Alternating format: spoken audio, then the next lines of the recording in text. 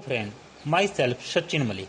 आज मैं आपको सीपीसी का ऑर्डर 39 पे इंटरलोकेटरी ऑर्डर जो कि रूल 6 से रूल 10 तक डील करता है उसके बारे में बताऊंगा।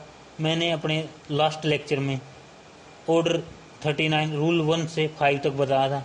उससे लास्ट लेक्चर में मैंने इंजंक्शन के इंट्रोडक्शन के बारे में, टाइप्स के बारे में, इम्पोर्टेंस के बारे में बताया था।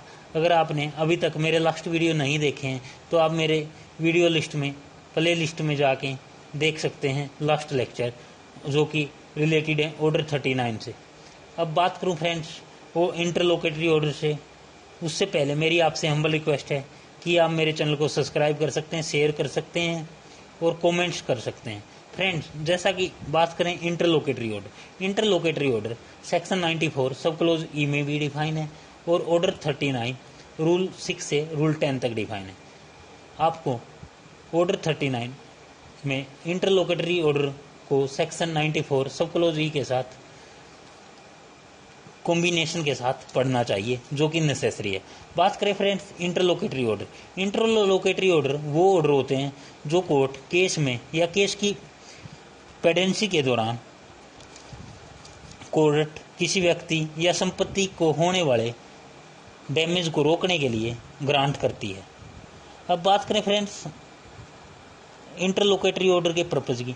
इंटरलोकेटरी ऑर्डर का मतलब है कि कोर्ट जस्टिस देने के लिए कोई भी इंटरिम ऑर्डर पास कर सकती है, राइट, जो कि उसको सही लगता है। अब बात करें फ्रेंड्स रूल 6 की, power to order interim sale की, कि कोर्ट के पास पावर है कि वो किसी भी मूवेबल प्रॉपर्टी को सेल कर सकती है जो सिविल सूट में सब्जेक्ट मैटर है।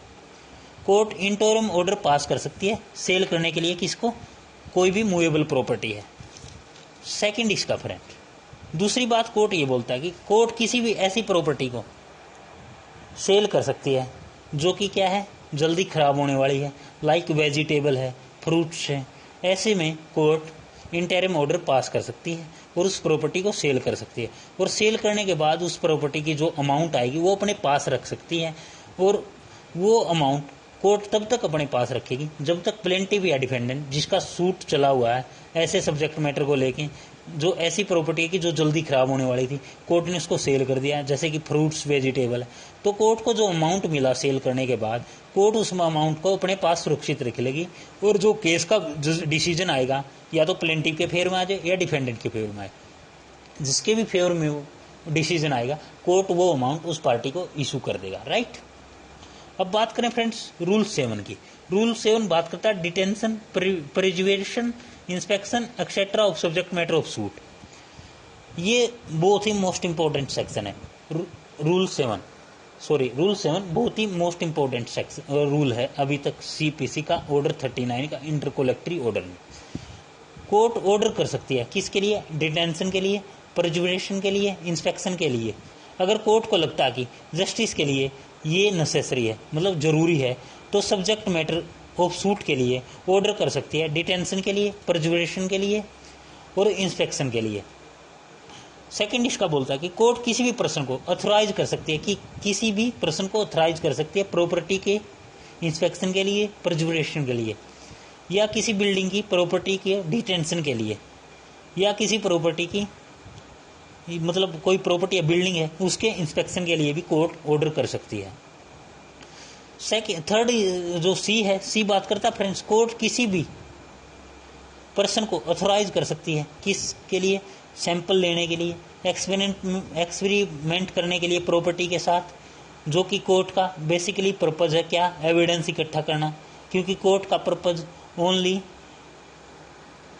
पार्टीज को क्या है, जस्टिस देना, राइट, जस्टिस देना। उसके लिए भी कोर्ट इंटरिम ऑर्डर पास कर सकती है। और फ्रेंड्स मैं इसको समरली बता देता हूँ रूल 7 को। रूल 7 में कोर्ट के पास पावर है कि वो किसी भी पर्सन को ऑथराइज कर सकती है डिटेंशन के लिए, प्रिजर्वेशन के लिए, इंस्पेक्शन के लिए, जो कि सब्जेक्ट मैटर है सूट में। कोई बिल्डिंग है उसके इंस्पेक्शन के लिए भी कोर्ट क्या कर सकती है, ऑथराइज कर सकती है किसी बंदे को कि आप उस बिल्डिंग में जाइए, उसका इंस्पेक्शन कीजिए। तो वो जो बंदा ऑथराइज करेगी कोर्ट वो उसका इंस्पेक्शन करेगा उस पर जो बिल्डिंग है उससे रिलेटेड सैंपल ले सकता है, एक्सपेरिमेंट कर ले सकता है, किसके लिए, एविडेंस के लिए, ताकि कोर्ट के पास कोई सुफिशिएंट एविडेंस आए और कोर्ट क्या करे, पार्टी के साथ जस्टिफाई कर सके। मतलब जो इंटरलोकेटरी ऑर्डर का मेन पर्पज क्या है, जस्टिस देना। जस्टिस देने के लिए भी कोर्ट इंस्पेक्शन के लिए, प्रिजर्वेशन के लिए, डिटेंशन के लिए किसी बंदे को ऑथराइज कर सकती है रूल 7 में, राइट। अब फ्रेंड्स बात करते हैं रूल 8 की। रूल 8 बात करता है friends application for such order to after notice, कि जो बंदा, जो प्लेंटिफ है, वो एप्लीकेशन लगा देता है कि जो रूल 6 और 7 में के अंडर केस इंस्टीट्यूशन हुआ है, कोई सूट इंस्टीट्यूशन हुआ है, कि उसने जो रूल 6 के अकॉर्डिंग उसे कुछ जो प्रॉपर्टी है वो सेल करनी है, कोई मूवेबल प्रॉपर्टी है लाइक फ्रूट है या कोई मूवेबल प्रॉपर्टी है उसको सेल करना, उसके लिए एप्लीकेशन लगा देता है। या रूल 7 में इंस्पेक्शन के लिए, प्रिजर्वेशन के लिए, डिटेंशन के लिए एप्लीकेशन लगा देता है, तो कोर्ट क्या करेगी, कोर्ट डिफेंडेंट को इशू करेगी क्या, नोटिस। अगर प्लेंटिफ रूल 6 के या 7 में कोई एप्लीकेशन देता है, रूल 8 में कोई एप्लीकेशन देता है किसके अकॉर्डिंग, प्लेंटिफ रूल 6 के लिए, रूल 7 के अकॉर्डिंग, तो कोर्ट क्या करेगी, डिफेंडेंट को नोटिस करेगी। और इसका सेकंड बोलता है कि जो एप्लीकेशन है वो डिफेंडेंट भी लगा सकता है, लेकिन कब, सूट में अपना अपीयरेंस होने के बाद। मतलब प्लेंटिफ ने कोई सूट डाल दिया, उसमें क्या करेगा डिफेंडेंट, सबसे पहले डिफेंडेंट कोर्ट में अपीयरेंस होएगा, उसके बाद रूल 6 या रूल 7 में डिफेंडेंट भी एप्लीकेशन लगा सकता है।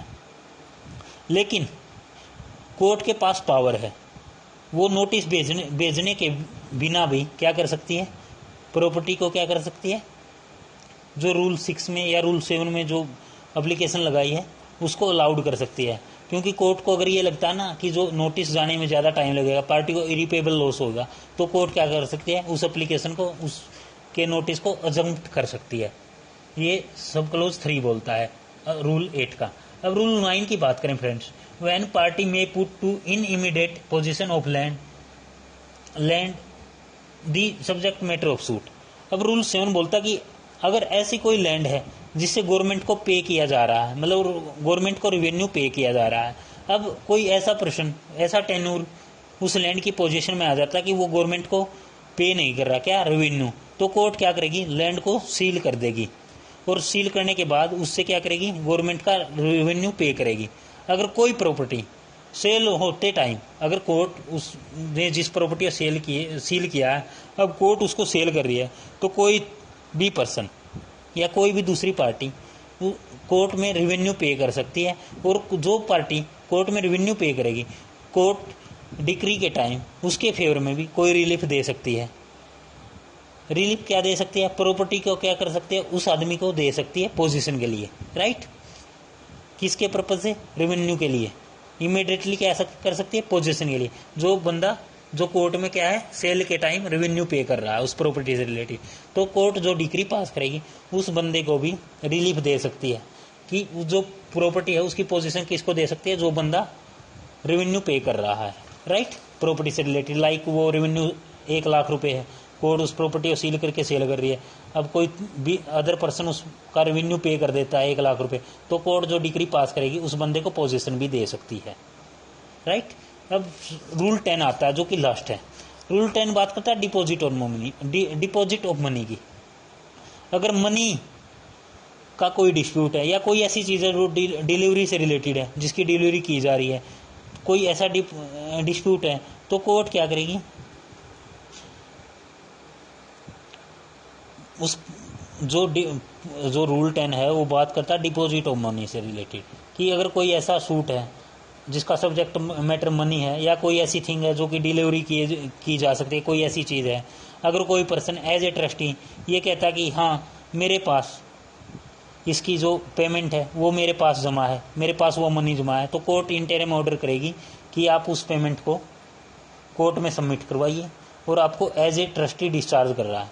अब कोर्ट क्या करेगी, कोर्ट उस अमाउंट को अपने पास रखने के बाद क्या करेगी, उस केस को मेरिट पे डिसाइड करने के बाद जो भी बंदा उस केस में विन होएगा, जो भी प्लेंटिफ केस जीतो या डिफेंडेंट केस जीते, उस बंदे को वो क्या करेगी, मनी दे देगी। कहने का मतलब ये है कि रूल 10 ये कहता है मनी, डिपॉजिट ऑफ मनी, कि कोई बंदा है कोई प्लेंटिव है वो सूट फाइल करता है मनी से रिलेटेड सब्जेक्ट मैटर में, और वो जो मनी है वो किसी के पास एज ए ट्रस्टी रखी है। अब वही कहता है कि हाँ ये मनी मेरे पास है, तो कोर्ट उसको इंटरिम ऑर्डर करेगी कि आप कोर्ट में ये मनी सबमिट करवाइए और आप एज ए ट्रस्टी आपको डिस्चार्ज किया जा रहा है। अब कोर्ट क्या करेगी, डिफेंडेंट और प्लेंटिव का केस डिसाइड करेगी। अब जो भी सही होगा, मतलब जिसको भी केस में ये लगता है कि हाँ ये पार्टी केस में जजमेंट इसके फेवर में पास की गई है कोर्ट के द्वारा, तो उससे वो अमाउंट दे देगी, जो कि रूल 10 बात करता है डिपॉजिट ऑफ मनी। फ्रेंड, उम्मीद करूंगा आपको मेरा लेक्चर अच्छे से समझ में आ रहे होंगे। अगर फ्रेंड आपको मेरे लेक्चर से कोई क्वेरीज है तो आप कमेंट कीजिए, जिससे मैं अपने आप को आगे और अच्छे से लेक्चर प्रोवाइड करवाने के लिए परिपक्व एवं तैयार कर सकूं। Thank you so much.